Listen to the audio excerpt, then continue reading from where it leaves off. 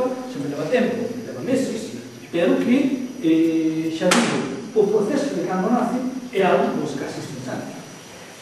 E vi por aí un cartel desta novela que é na man, da Ireneo, que é unha das novelas das moitas que levo escrito, a min, unha das novelas que hai de gusto, a min, a outros non, pero a mí sí. Esta novela tamén ten un nacemento curioso. Un nacemento, eu máis ben diría, que ben curioso. É máis un nacemento que foi un cuarto, sabes? Esta novela naceu en Guardos na sala de profesores. Conto, estaba eu na sala de profesores e chegou por ali un profesor, que xa morreu, anos, un profesor que daba clase de historia e era moi aficionado a andar en arquivos investigando entre documentos e papeles deles. Moi aficionado, tuvo esa afición toda a vida. E un día chegame pola sala de profesores con un papel na mão, dicíndome: tes que ver isto, Agustín, tes que ver isto, Agustín. Bueno, mirei o papel, li no caixo da letra, non entendía aquela letra manuscrita dos documentos antigos. E que era? Pois era ni máis ni menos que un testamento.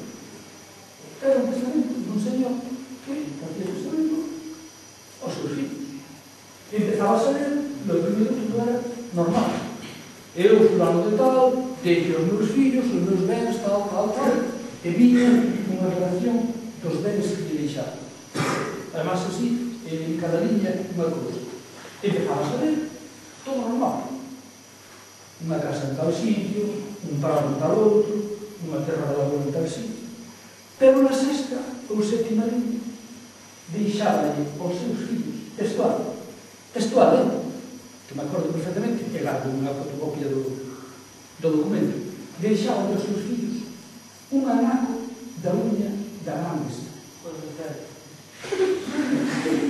Así como volou, un anaco da uña da gran besta. Claro, a unha persoa como a mí, que se dedica a inventar historias, ti pos desoliando, e é o mesmo que cando un peixe te pos o verme máis apetitoso, porque un anaco da uña da gran besta, inmediatamente a mí a imaginación se disparou.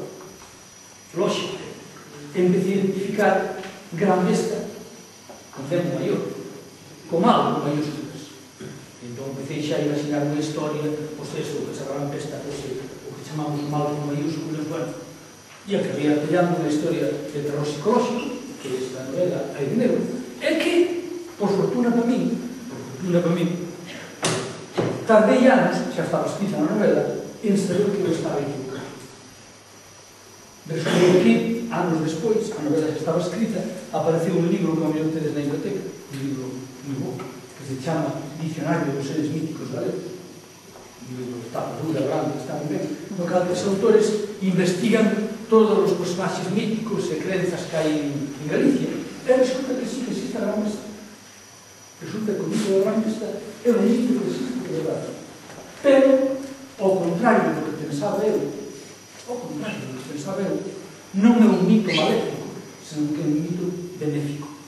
Resulta que, como explican os autores, se tiñes un anaco da uña da gran besta, eso era unha especie de seguridade, por medalla bendita, que te protegía de todo.